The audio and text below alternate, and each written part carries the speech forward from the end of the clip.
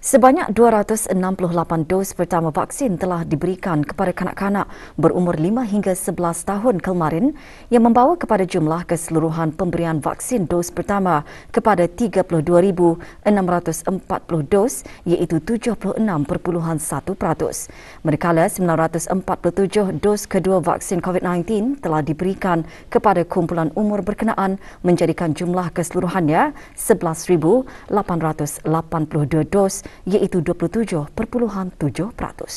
Perangkaan itu dimaklumkan petang tadi oleh Menteri Kesihatan pada sidang media. Situasi terkini jangkitan COVID-19 di Dewan Al-Afiah Kementerian Kesihatan.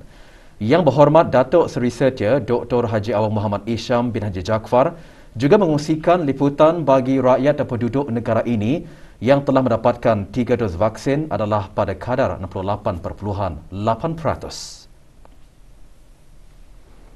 Rabu 17 Syawal 1443 bersamaan dengan 18 Mei 2022, sebanyak 300 kes baru telah dilaporkan, iaitu 298 kes adalah hasil ujian ART dan 2 kes adalah hasil dari 343 ujian makmal RT-PCR yang telah dilakukan dalam masa 24 jam yang lalu. Oleh itu, jumlah keseluruhan kes yang dilaporkan di negara Brunei Darussalam setakat ini ialah 145,521 kes. Statistik harian COVID-19 yang lain pula adalah seperti berikut. Tidak ada kes yang dikategorikan dalam kategori 5, yakni mereka memerlukan rawatan di unit rawatan intensif ataupun ICU, dan tidak ada kes sedang berada di kategori 4, itu mereka memerlukan bantuan oksigen dan di bawah pemantauan rapi. Sebanyak 182 kes telah disahkan sembuh, manakala jumlah kes yang sembuh ialah 143,477 kes. Jumlah kes aktif pula ialah sebanyak 1,823 kes, iaitu 13 kes sedang dirawat di hospital, manakala 1,810 kes sedang menjalani pengasingan diri di rumah. Jumlah perdagangan negara Brunei Darussalam pada bulan Januari 2022 meningkat 92.8% iaitu 2,607.8 juta ringgit. Manakala perubahan bulan ke bulan, jumlah perdagangan bagi bulan Januari 2022 menurun 1.2% berbanding bulan Disember 2021.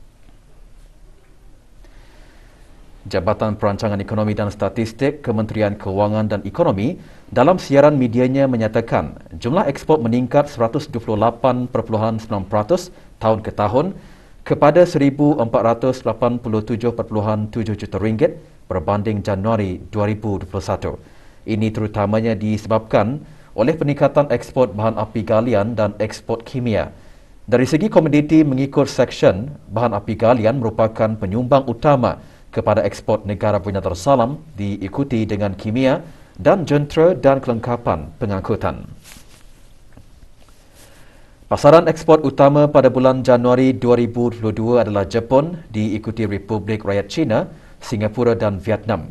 Komoditi ekspor terbesar ke negara Jepun adalah bahan api galian, manakala ke negara Republik Rakyat China adalah bahan-bahan kimia. Bagi import, jumlah nilai menunjukkan peningkatan kepada 1,120.1 juta ringgit pada Januari 2022 berbanding Januari 2021. Ini terutamanya disebabkan oleh peningkatan import bahan api galian.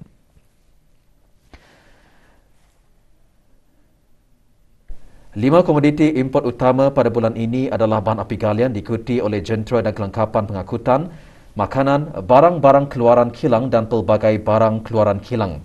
Mengikut kategori penggunaan akhir, import barang perantaraan menyumbang 59.1% dari jumlah import diikuti oleh import barang modal dan barang penggunaan.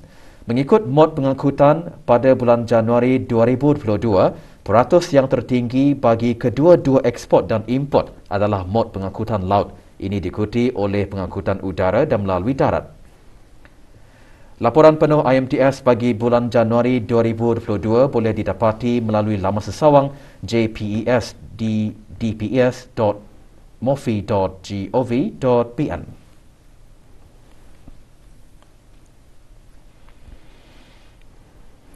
Dewan Bahasa dan Pustaka DBP Brunei Darussalam melalui bahagian pembinaan dan pengembangan bahasa pagi tadi meneruskan lagi siri Kongres Antarabangsa Bahasa, Sastra dan Budaya Melayu sempena Bulan Bahasa secara maya.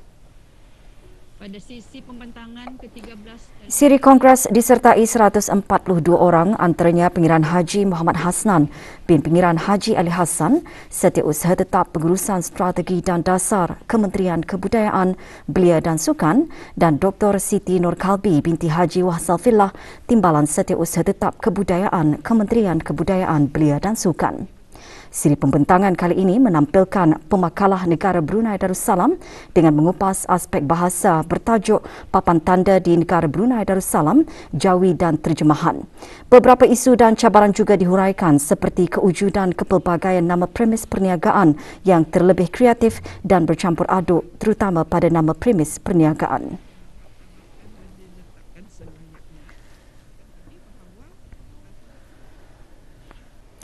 Kolej Universiti Perguruan Ugama Seri Begawan Kubu SB dan Universiti Islam Sultan Sharif Ali Unisa memeterai memorandum perjanjian bagi kerjasama dalam pelbagai bidang, antaranya penyelidikan Jurnal Ahli Sunnah wal Jamaah. Majlis penandatanganan perjanjian tersebut berlangsung pagi tadi di Kubu SB. Menandatangani bagi pihak Kubu SB, Datin Dr. Hajah Nur Hira binti Haji Nur Kasih, pemangku penolong rais. Manakala Pengiran Dr. Hajah Nur Khairiyah binti Pengiran Haji Hashim, pemangku penolong Rektor Hal Ehwal Akademik Unisa, menandatangani bagi pihak Unisa. Melalui perjanjian tersebut, ia dijangka dapat mencapai matlamat untuk mewujudkan masyarakat yang benar-benar berilmu, beramal dan bertakwa menurut ajaran Ahli Sunnah wal Jamaah serta memperkukuhkan aliran Ahli Sunnah wal Jamaah. Doa diiringi keredaan ibu bapa dan penjaga serta kesungguhan dalam pembelajaran berbaloi bagi 43 orang pelajar Pusat Tingkatan 6 PTE Sengkurong apabila menerima penghargaan pada Majlis Penyampaian Anugerah Pelajar Cemerlang dalam Akademik 2021. Majlis berlangsung petang tadi di Dewan Multimedia PTE Sengkurong. Anugerah diserahkan oleh Awang Muhammad Nur Ilham bin Haji Jais, pemangku pengarah pendidikan co-curriculum di Kementerian Pendidikan. Penganugerahan tersebut memberi pengiktirafan kepada pelajar-pelajar yang mencapai keputusan cemerlang di samping sebagai perangsang kepada pelajar yang mencapai peningkatan di sepanjang pengajian. My parents would usually doakan for my success. My teachers would always be very understanding and patient with us all the time. Dari segi usaha, dari doa ibu bapa, and especially in now taking A-levels, you have to sacrifice banyak perkara, baik benda. Masa sama keluarga, hobi, and masa tidur juga harus sacrifice, dan sembahyang itu tetaplah kerana tanpa tawakal Allah SWT, insyaAllah dapat dijayakan. Pengetahuan dan kemahiran generasi muda dalam mendalami, menganalisis dan menulis bahan kajian sejarah diharap dapat didedahkan selain memupuk minat dan mengasah bakat mereka dalam menghasilkan karya penulisan bidang sejarah. Ke arah itu, Pusat Sejarah Brunei melalui bahagian Pusat Pengkajian Borneo dengan kerjasama Persatuan Sejarah Brunei Persebar mengadakan program menyeluruh sejarah Brunei siri ketiga secara maya pagi tadi. Tema program tahun ini memupuk generasi muda mencintai sejarah bangsa. Program merupakan salah satu usaha Pusat Sejarah Brunei dalam memberikan peluang generasi muda untuk mengongsikan hasil kajian sejarah mereka dan memperkenalkan kajian sejarah yang sifatnya komprehensif, mendalam dan belum pernah dibuat kajian. Selain itu, program turut diharap dapat menjadikan Pusat Pengkajian Borneo sebagai medan perbincangan bagi kajian sejarah Brunei dan Borneo.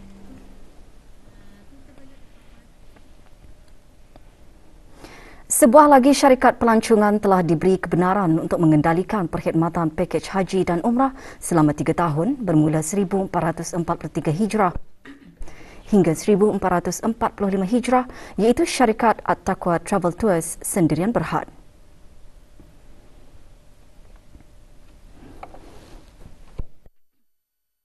Kementerian Hal Ehwal Agama menerusi Jabatan Urusan Haji dalam siaran medianya menyatakan pada masa ini terdapat 8 buah syarikat pelancongan telah diberikan kebenaran untuk mengendalikan perkhidmatan pakej haji dan umrah bagi tempoh 3 tahun berkenaan, iaitu syarikat Darussalam Holdings Sendirian Berhad, syarikat Straits Central Agency Sendirian Berhad, syarikat Raudah Al-Amin Sendirian Berhad, syarikat Continental Yachting Sendirian Berhad, syarikat Dar El Ihsan Travel and Tours Sendirian Berhad, syarikat Al-Hijrah Travel and Tours Sendirian Berhad, syarikat Titian Travel and Tours Sendirian Berhad dan syarikat At-Taqwa Travel Tours Sendirian Berhad. Sehubungan itu, orang ramai yang berhasrat untuk menunaikan ibadat haji dan umrah dikehendaki mengikuti pakej syarikat-syarikat yang disenaraikan bagi memastikan urusan perjalanan haji dan umrah berjalan lancar dan teratur. Pusat Dakwah Islamiah melalui bahagian pembangunan mu'alaf pagi tadi mengadakan skim bimbingan musabakah muratal Al-Quran dan menghafaz ayat-ayat lazim beserta pemahamannya selama 2 hari di pusat berkenaan. Skim disertai oleh 100 orang terdiri daripada guru-guru kelas bimbingan mu'alaf dan para peserta dari keempat-empat daerah yang berjaya pada sesi uji cuba serta melayakkan diri untuk mara ke musabakah peringkat daerah.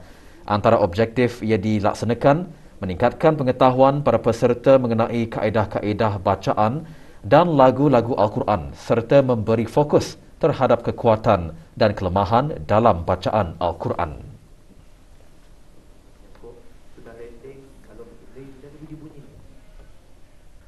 Kontingen Wushu tiba di negara ini petang tadi selepas berjaya mengharumkan nama negara di Sukan Asia Tenggara Sukan SEA ke-31 Hanoi baru-baru ini.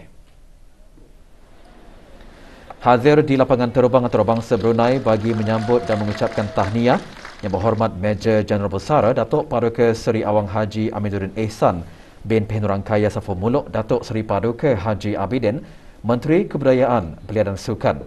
Muhammad Adi Salihin Roslan, atlet wushu negara ketika ditemui berkata, membawa pingat emas bagi negara bukan bererti latihan akan berhenti begitu saja, namun ianya adalah pencetus semangat untuk meneruskan lagi latihan bagi Tamasya Sukan ASEAN dan Sukan SEA tahun hadapan.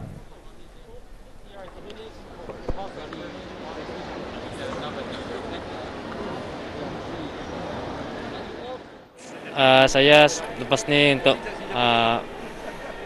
menjalankan training lagi sekali untuk next year Asian Games dan SEA Games, dan dimulakan dengan lepas berehat 3 hari lah. Lepas tu sambung dengan training semula. Perkembangan Sukan Asia Tenggara ke-31 di Hanoi, Vietnam. 3 atlet negara Brunei Darussalam yang bersaing hari ini dalam acara karate gagal layak ke pusingan seterusnya dalam kategori masing-masing. Dalam aksi pagi tadi, Rodiatul Adwana binti Bakar dalam kategori perseorangan kata wanita tersekat pada pusingan awal selepas kalah dalam kutipan mata.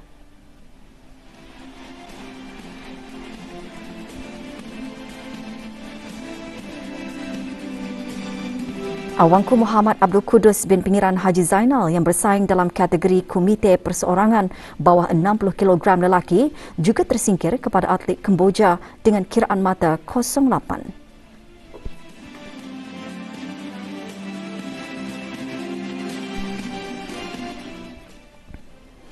Manakala Muhammad Sufizan bin Muhammad Sofian dalam kategori komite perseorangan bawah 67 kg lelaki tewas kepada atlet Thailand dengan kiraan 01.